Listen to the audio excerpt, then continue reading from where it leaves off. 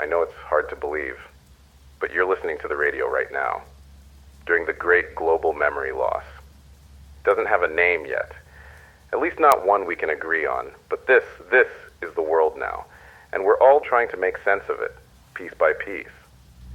It's been, what, a week, maybe longer? Hard to tell anymore. Hard to remember. The thing is, no one saw it coming, not like this. One moment, everything was normal. Well, as normal as it ever gets. You were living your life, thinking about your next meal, your next paycheck, your next vacation, and then everything stopped. Suddenly it was like someone hit a switch, and the world went silent. The lights went out. The hum of machines we'd always taken for granted vanished.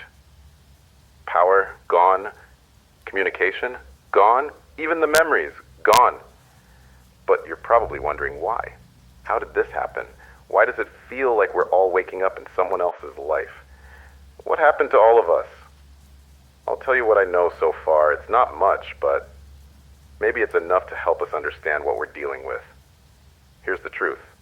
1 minute, everything was fine. The next, the memories started to slip away.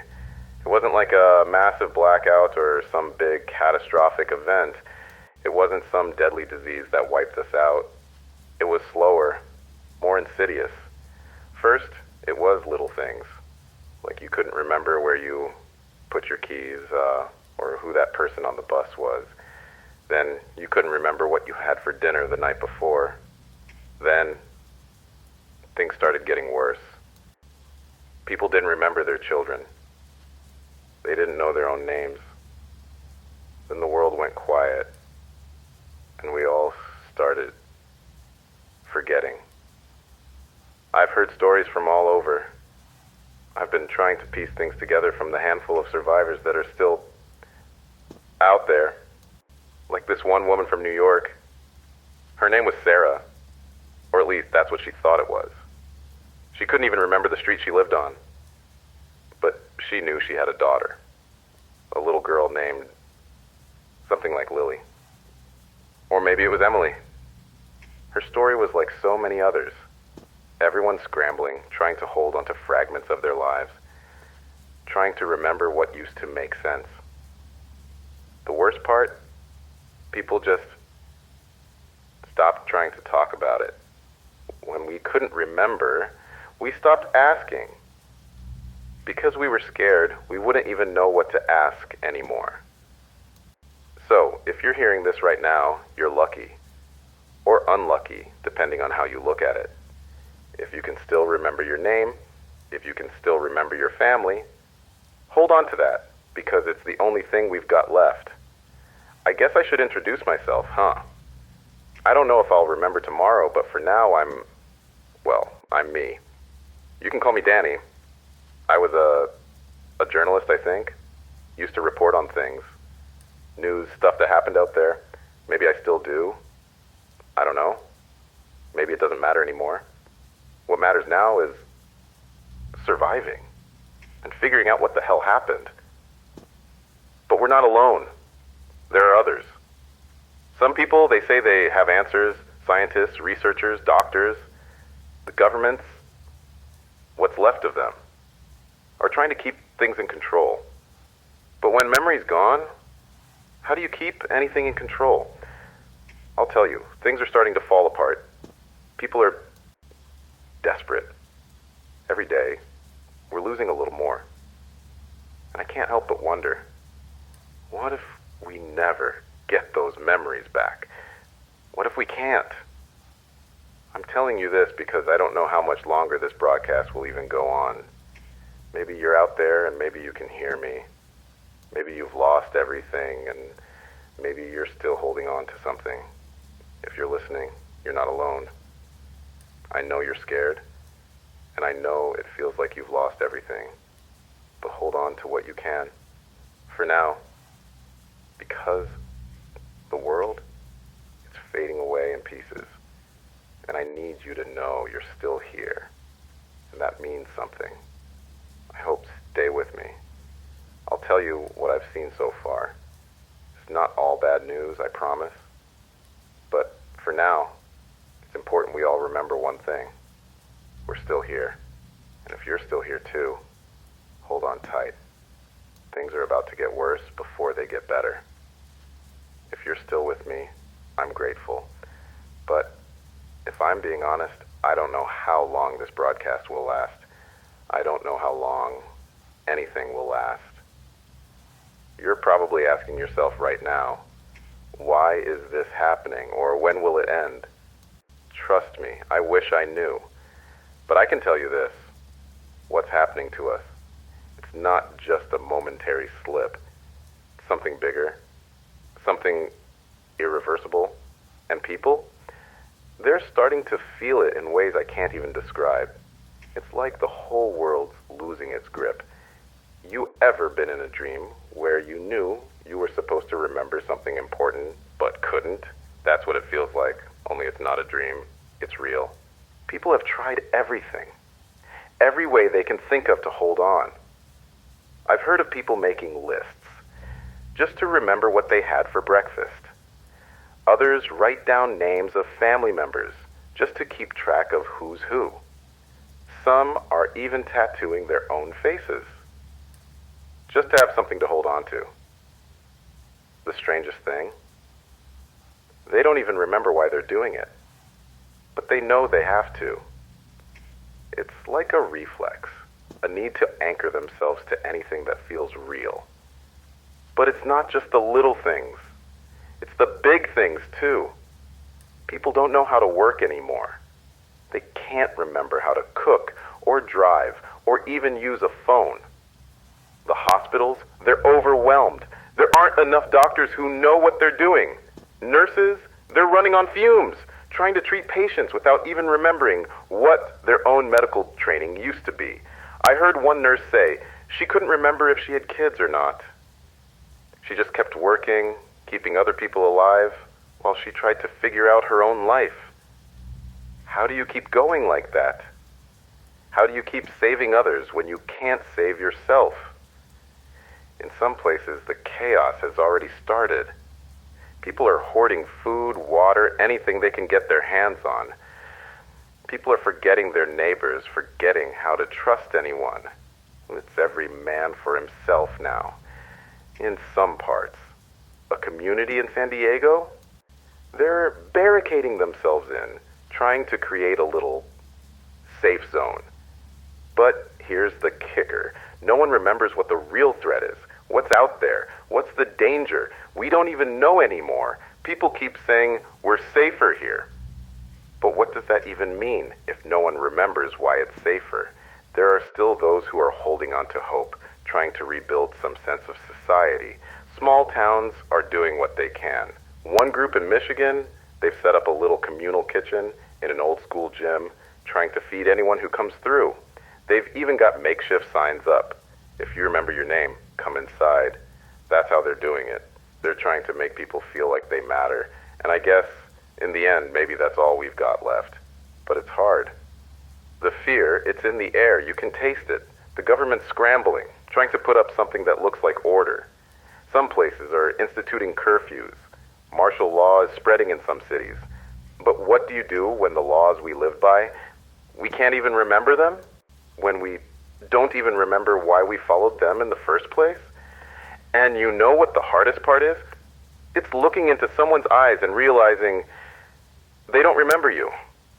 That hurt. The kind of hurt that doesn't just leave. It sinks in deep. Imagine having someone you love look at you like they have no idea who you are, like you're a stranger to them. And then, the worst part, you have to look at them and pretend you're not scared. You have to convince them and yourself that everything's going to be okay, when neither of you can even remember how you got here. I talked to a guy in Colorado yesterday. He was wandering through the streets, carrying a dog he swore was his, but when I asked him the dog's name, he couldn't even remember it. He just stared at me, like a man in a dream, lost and disoriented, trying to find his way back home. But the thing was, the dog didn't seem to care. It kept wagging its tail, like it remembered what mattered. Maybe that's the key. Maybe it's not about remembering everything. Maybe it's about remembering the things that feel important. So if you're listening right now, I don't have any answers. I don't even know what I'm supposed to do. But you're still here. I'm still here.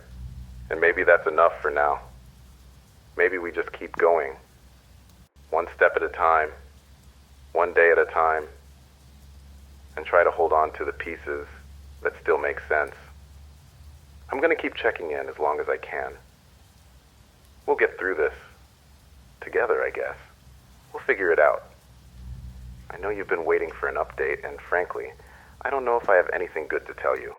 But I've been trying to piece this all together. Trying to make sense of how we went from the world we knew to the world we're in now. And let me tell you, nothing is as simple as it seems anymore. If you've been paying attention, you already know that things are getting worse. People are starting to panic, and you can feel it everywhere. People are scared. Scared of what they've forgotten. Scared of what they'll never remember. The ones who still have some memory left, they're starting to question everything. Governments are doing what they can to control things, but the more they try, the more it feels like it's slipping through their fingers. The truth? I don't think they know what's going on anymore. They keep saying things like, we'll get through this together, and we're working on it. But if we're being honest, nobody knows what to do. The system's cracking. It's like trying to hold water in your hands. The memory loss? It's spreading, and no one's immune. And when people forget the rules, when they forget the structure that's supposed to hold everything together, things start to fall apart. I've been hearing about the different responses, and let me tell you, they're all over the place. Some cities have declared martial law, trying to keep some kind of order, but it's not working. Not when the people in charge don't even remember how to be in charge. The army's been mobilized in some places, but the soldiers, they're forgetting their basic training. You've got soldiers who can't even remember the difference between a gun and a radio. I talked to one officer in a suburb of Chicago. He told me he didn't even recognize the face of his own commanding officer. You're probably thinking, how is that even possible? But it is. It's happening. And it's happening faster than any of us realize. The government's communication, that's pretty much stopped. The broadcasts have become more chaotic. Every time a news station picks up, the signal is weaker. Some of the radio stations, they're cutting out completely. They've got no power, no backup, no real infrastructure to fall back on. And the ones that are still working, well, let's just say, don't expect them to last. Here's the thing I don't think anyone saw coming. When you can't remember who you are, you start forgetting how to trust people. And when that happens, the whole system starts to crumble. People are turning on each other, not out of malice, but out of fear. They can't remember their neighbors' names. They can't remember why they even liked them in the first place. Everyone's a stranger, and trust becomes a luxury we can't afford anymore. The worst part is that no one knows who to turn to for answers. The governments don't know. The scientists don't know. Hell, even the people who are supposed to be in charge are starting to forget who they were in the first place. I know there are survivors out there, groups of people trying to hold on, trying to create some kind of order, but it's messy. It's like building a house out of sand. There's a small community in Portland that's trying to establish some kind of working society. They've even started organizing basic trade, food for supplies, tools for shelter. They're calling it a memory exchange, where people who can still remember certain things offer help in exchange for things they need. It's a good idea, sure, but what happens when those people forget too? Who takes charge when there's no one left who even knows how to lead? And then there's the hospitals. I've heard from a few survivors who were stuck in emergency rooms. People with critical injuries, people who were barely hanging on. And I've got to say, it's nothing short of horrifying. These hospitals, they can't even remember basic procedures anymore. The doctors, nurses, They're trying to save lives with no training, no memory of what they learned in med school, no recollection of the equipment they used just days ago. I talked to one nurse in a place that used to be a well-known trauma center. She said she was trying to do CPR on a patient, but when she looked at the patient's face, she couldn't remember if it was a woman or a man. She could barely remember what the process even was, but she kept going. She kept working. I don't know if that's bravery or desperation, but I'll tell you what, it's not sustainable, and we all know that. People are trying to survive, but without memory, we're all living in the dark. And the worst thing about living in the dark, you don't know if you're getting closer to the light or further from it. We've got no answers. We've got no map. We've got no clear direction anymore, but we have to keep going. We have to survive. Whatever's left of us, it's up to us to remember and to help each other remember. I don't know if this broadcast will still be here tomorrow. I don't know if I will, but you're listening. I'm here. And if we can hold on, maybe there's still a chance. I'm trying to keep it together, trying to piece things together for you, for myself, for all of us. But I'll be honest, it's getting harder to stay grounded in all this. The world's spinning out, and there's a weight in the air I can't quite explain. I don't think any of us are feeling right anymore, and I don't know what's scarier, the fact that we've forgotten so much, or the fact that it feels like the more we forget, the less we even care. People are changing. I don't mean the way they look, or even how they act on the surface. It's deeper than that. It's like their minds are fraying at the edges. People are starting to forget not just names, not just places, but who they are. Take this one guy I met. His name was Mark. At least I think it was. He kept saying it over and over, like he was trying to remind himself, like a mantra. But the problem wasn't just the name. He couldn't remember anything else. His face? Nothing. He couldn't even tell me where he was from, or what his favorite food was. When I asked him if he had kids, he just stared at me blankly. And when I asked him if he wanted to talk about his past, he said he couldn't. He just said, I don't remember any of it. Like the thought of it hurt him. But then, he told me he was fine. He kept saying, I'm fine. But his eyes said something different. They were hollow, like there was nothing left inside. He was looking for something. Maybe his memories. Maybe a way back. It's not just him. I've seen it happening everywhere. People are slowly losing themselves in this haze, like their minds are being washed clean, but not in a way that feels safe, in a way that makes you feel like you're unraveling, like you're disappearing, like you're becoming a stranger in your own body. And here's the thing, I don't think it's just a memory problem. It's like the mind itself is starting to fracture. I've talked to a few psychologists in some of the remaining clinics, and they're all saying the same thing. People aren't just forgetting events. They're forgetting how to feel, how to be, their emotions. They're not registering the way they used to. There are people out there who don't even know how to grieve anymore. They can't even remember what it feels like to miss someone. Like everything just gets stuck inside them and they can't let it out. I know that's hard to hear. Hell, it's hard to say. But it's true. I'm seeing it everywhere. People who've lost their kids, they don't even know what they're supposed to feel. A woman. She came to me just yesterday, and I could see it in her face. She couldn't remember if her son was dead or alive. She kept saying, I think I had a son. Was he real? She had a picture in her hand, but she didn't recognize the boy in the photo. She couldn't remember his name. It's like the grief was just too much. Like The mind couldn't handle the weight of it, so it shut it all out. What's worse, I don't think anyone's really talking about this. We're all trying to hold on, trying to keep ourselves from falling apart. But you can see it in people's eyes. They're blank, lost. And when you can't remember what matters or how to feel, the world starts to feel like it's crumbling around you. Like you're not really living anymore. And maybe that's the worst part of all. You're stuck. You don't remember how to get out. And the path forward is just a blur.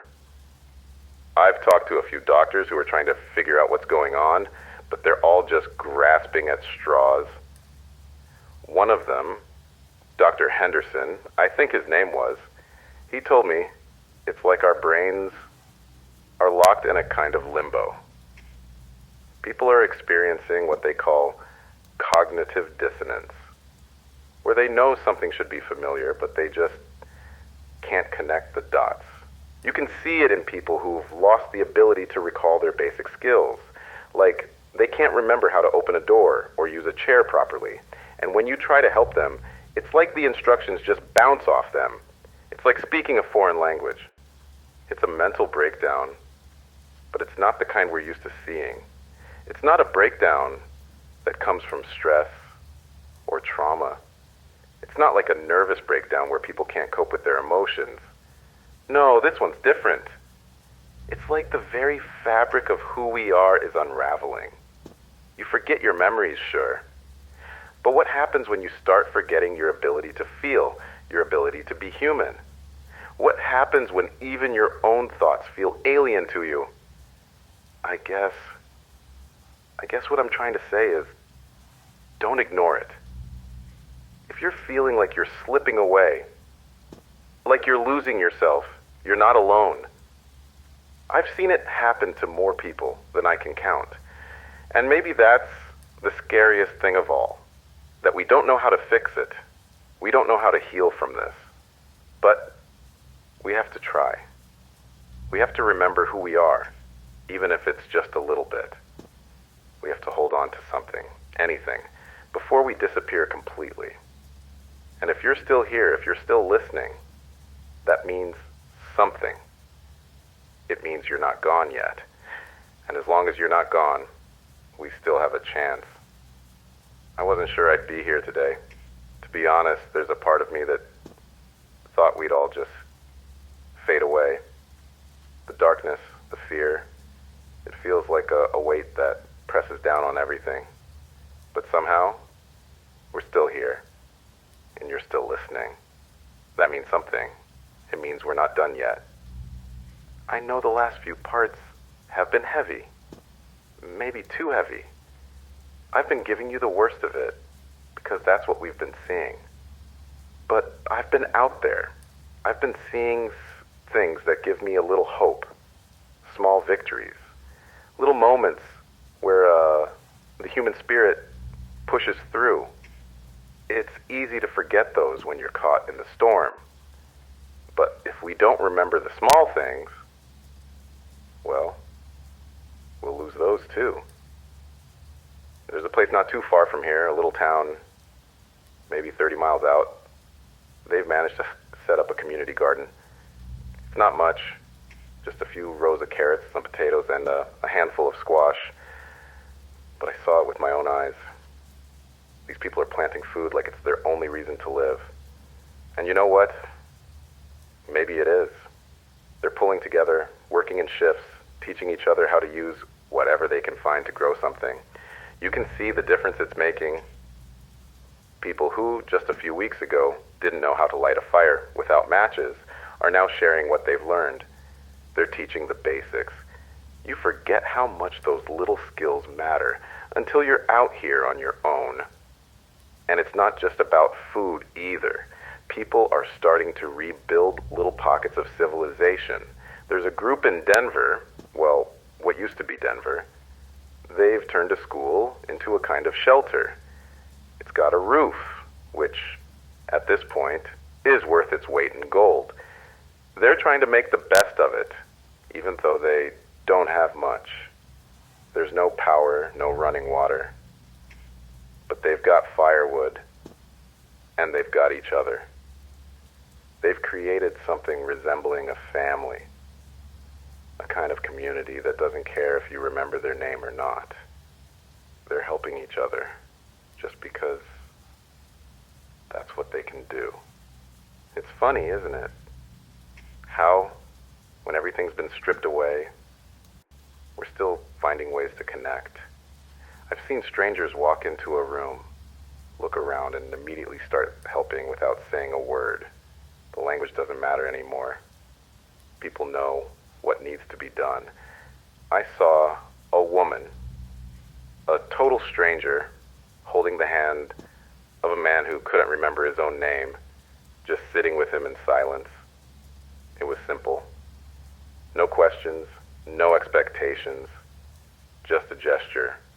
A reminder that we can still feel something, even when we don't know why we're doing it.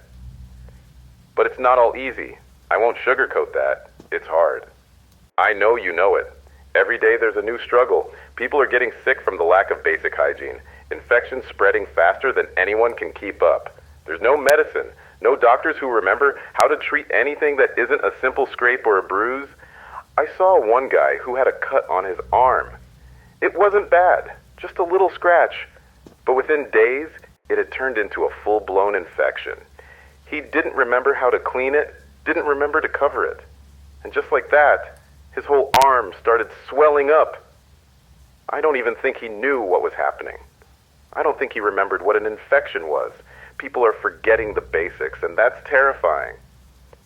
But you know, sometimes the hardest moments give birth to the best ideas. That's what I've been seeing more and more. People just figuring things out. There's a family in Oregon who's building a water filtration system out of old plastic bottles and sand. It's not perfect, but it works. And it's enough. In some ways, these small acts of ingenuity are the thread that's holding us together. We're remembering things, even if it's not in the way we expected. We're learning from each other, not because we have to, but because we want to. I spoke to a man yesterday. He's about my age. He's been wandering for weeks, looking for his family. He doesn't remember their faces or even where they might be. But he said something that stuck with me. He said, I don't know where they are, but I'll keep moving because someone out there still remembers me. And you know what? I think that's the point. We don't have to remember everything. We just have to keep moving forward, even when we don't have the answers. Because maybe, just maybe, someone else out there still remembers us. And that's enough to keep going. We're not alone in this. Not really. We're all part of this, whether we remember it or not. And if we can keep reaching out to each other, keep finding those little victories, maybe we'll make it through. Maybe we'll get back to a place where we can start remembering the bigger things again. I know things are tough right now. I know it feels like we're all stumbling in the dark, but we're still here. We're still fighting, and we still have each other, and that is enough to start rebuilding. I'm not saying it's easy. It's never going to be easy. But if we hold on to the little moments, the small victories, maybe we'll remember what it's all really for. I'll be back soon. Stay with me. The sound of a distant radio fading into static before the broadcast ends. All right, let's get down to it. Let's talk about the science, or at least the attempts at science, because let me tell you, if you thought anyone had a solid answer to what's going on, you're probably as confused as I am by now. I've talked to a few scientists in the last couple of days, some of the last remaining experts still trying to figure out what happened to us, what happened to the world. But you know what? They're just as lost as the rest of us. Maybe worse. See, they've spent their whole lives studying the brain, studying memory, and now it's like all their knowledge is being tested in real time, and nobody knows if we're passing or failing. Dr. Simmons from the University of Toronto, she's one of the few cognitive scientists still active. She said something that stuck with me. She said, it's like the brain is a library, and someone just ripped out all the books. It sounds simple, but that's about as close as we've come to explaining it. It's not just that we're forgetting things. It's like the very process of remembering is being wiped out. And if we can't access our memories, what does that say about our identity?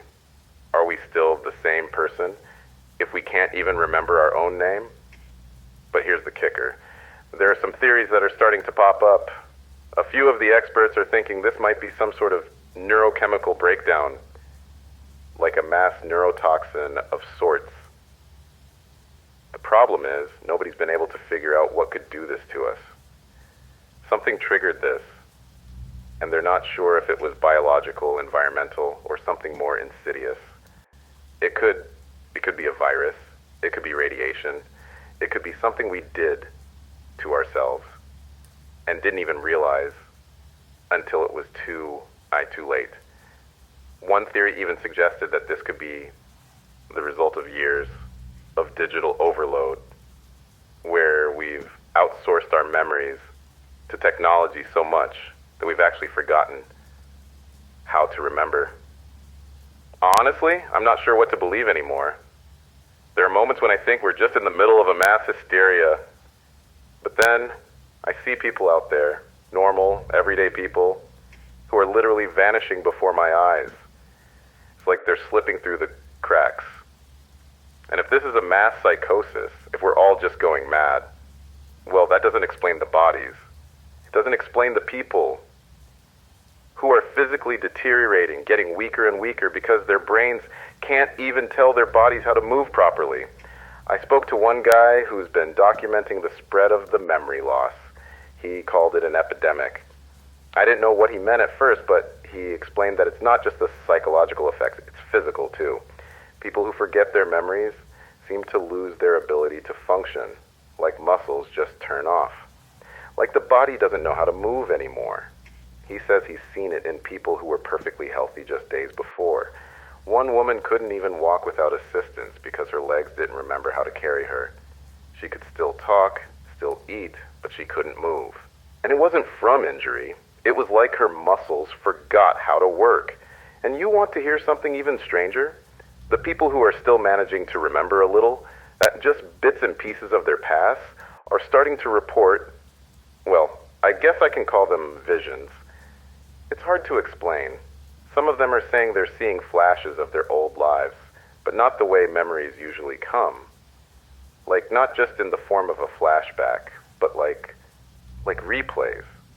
Full-on replays of their memories, sights, sounds, even smells, coming back in a kind of sensory overload. It's like their brain is trying to reconnect them to the past, but it's too much. It overwhelms them. They lose track of time. They lose track of what's real.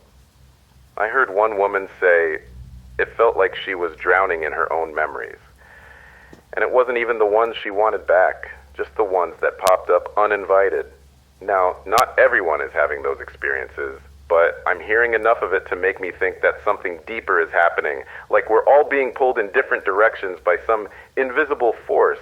Some people are remembering their lives in fragmented bursts, while others can't hold on to a single thought for more than a minute.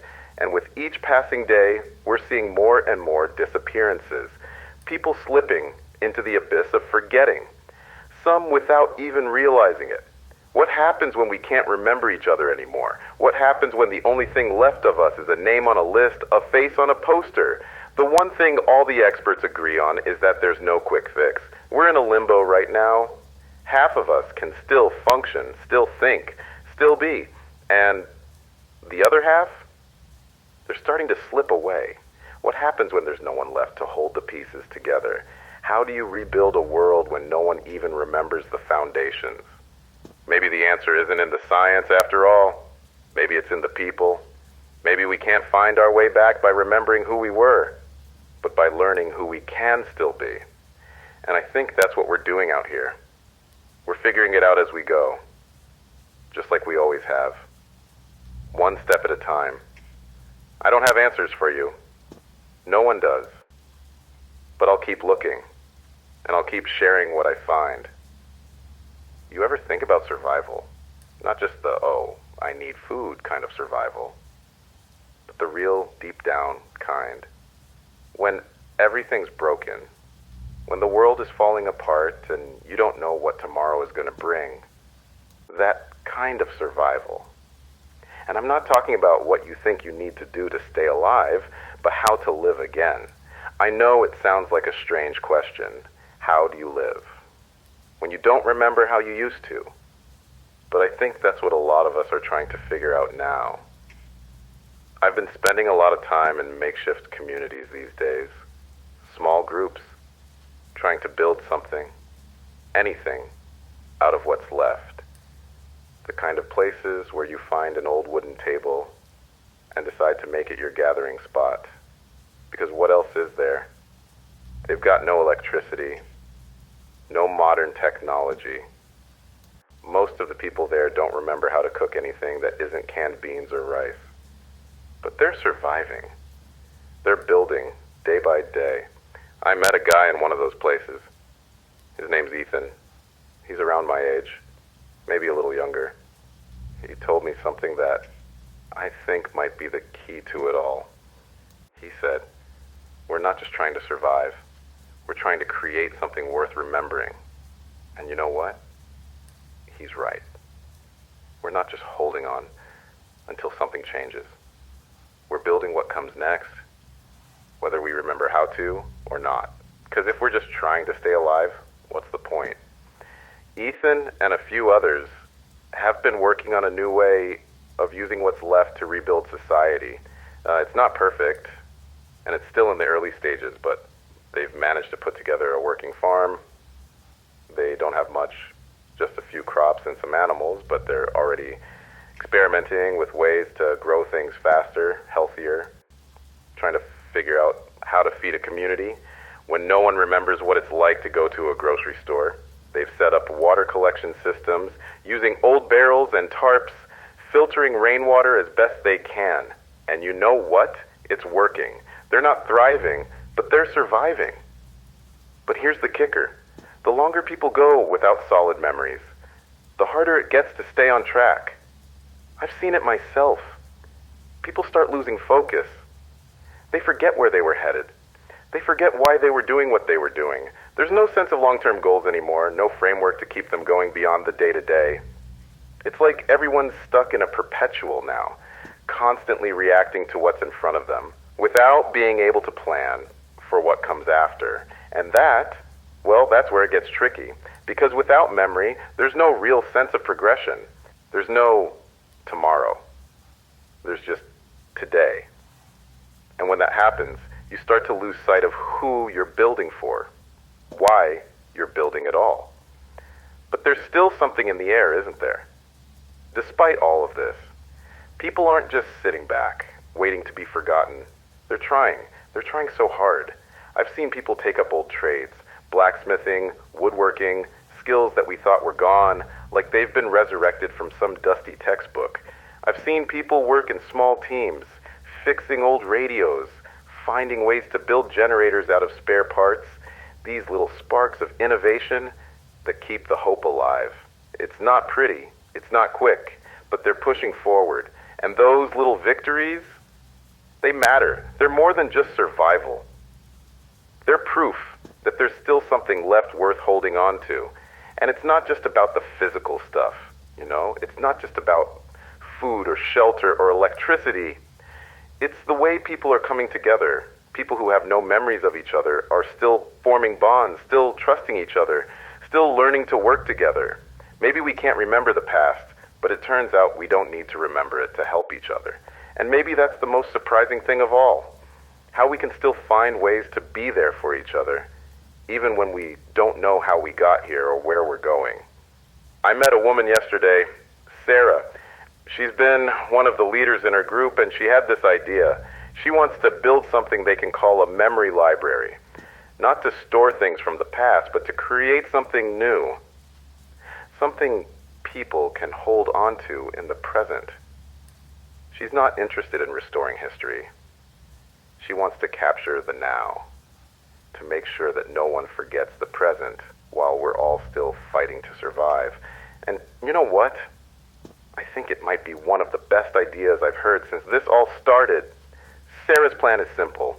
Every community she's working with is going to start recording the today. Not memories of the past, but experiences of the now. What's happening, what's important, what we're building together. She wants to make sure that every person's voice is captured in the moment. So when all this is over, if it's ever over, maybe we'll have something to look back on. Maybe we'll have a record of what it meant to survive. Not as individuals, but as a people who remembered enough to live. Maybe we'll never remember the past. Maybe that's gone. But we can still make something worth remembering. Something that'll last. Something new. And that's worth fighting for. I know things are rough right now. I know it feels like we're all on the edge, just waiting for everything to crumble. But we're still here. We're still moving. And if we keep building like this, if we keep fighting for the future, we might just make it through. Maybe that's the key. Not remembering the past, but creating the future. The last part of this broadcast. And if you're hearing this, I guess you're still with me. Still holding on. Still listening. And for that, I'm grateful. I won't lie, it's been a hell of a journey. The world's been broken in ways we never thought possible, but somehow we're still here. Maybe we're not the same as we were. Maybe we've lost so much that we don't even know who we are anymore, but we're still moving, and that right there is something. I've spent the last few days in this makeshift settlement. One of the communities I've been checking in on, they've been working on something big. A few of them, the ones who've managed to hold on to the fragments of their memories, have been trying to build something they're calling the bridge. It's not a literal bridge, not like you're thinking. No, this one's more symbolic. They're trying to build a connection between the past and the present, a way to hold on to something, even if it's not the whole picture. It's funny, you know? Because we all thought the world was ending when everything went dark, when the memories started slipping away. But now we're realizing that maybe it's not the end after all. Maybe it's just the beginning of something different. Maybe what's left of us, what we can still remember, is enough to move forward. Maybe we don't need the past to build the future. Maybe it's the other way around. Maybe we need to build the future so we can have a past worth remembering. I know it's hard. I know we're all feeling lost, like we're stumbling through a fog that won't lift. But here's the thing.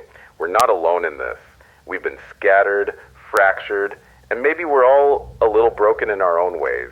But we've also been coming together, building new bonds, making new memories, one small moment at a time. And that's enough. It's enough to get us through today. And it's enough to start building something bigger. Maybe we'll never get back what we lost. Maybe that part is gone forever. But there's still hope. There's still time to shape what comes next. I've seen it. In the small victories, the quiet moments of people reaching out to each other. The way people are starting to find new meaning in what they do, even if they can't remember why they started. And that's something, right? It might not be perfect. Hell, it might not even be pretty. But it's real. And it's ours. So maybe the question isn't, how do we remember? Maybe it's, what do we do now? What do we do when the past is a fog and the future is an unknown? I'll tell you what we do. We live. We keep living. We keep creating, building, reaching out. And maybe, just maybe, by the time this is all over, we'll have something to show for it. Something new, something worth remembering. I don't have all the answers. I don't know if any of us do. But we're still here. And if you're hearing this, that means you're still with me. And that means we're not done yet. We've still got time. time to rebuild, time to remember, time to live. So here's my message to you. Keep going. Don't stop, even when you forget, even when it all seems like too much. Keep going. You're not alone in this. You're still part of something bigger than yourself. And whatever happens next, we'll face it together. We'll figure it out, just like we've always done. I don't know if this broadcast will ever reach anyone else, if it's still going, or if I'll be the last person left to tell the story. But I can say this. No matter what happens, this moment right here is part of us. And maybe, just maybe, it'll be enough. As we wrap up today's broadcast, I want to leave you with this thought. Despite the darkness we face, despite everything we've lost, there's still hope. We're still here. And as long as we keep moving forward, keep building, keep remembering each other, we're not truly lost. No matter what the world looks like around us, there's always something worth fighting for. Always something worth remembering. So let's keep going. Together. Even when things feel uncertain, remember, you're not alone. We're all in this together. We might not have the past, but we have today. And that's enough to make tomorrow worth living for. Thank you for joining me today. If you've enjoyed this broadcast, if it helped you feel connected, or maybe just a little less alone, please do me a favor. Like this video, share it with others, and don't forget to hit that subscribe button. Your support means everything to us, and if you want to hear more of these daily broadcasts, you can also support us by clicking the join button on our channel. Every bit of your support helps us keep going, keep sharing, and keep telling the stories that matter. Until next time, keep safe, keep strong, and remember, even in the silence, we are still here. You're still here, and that's all we need to keep moving forward. See you soon.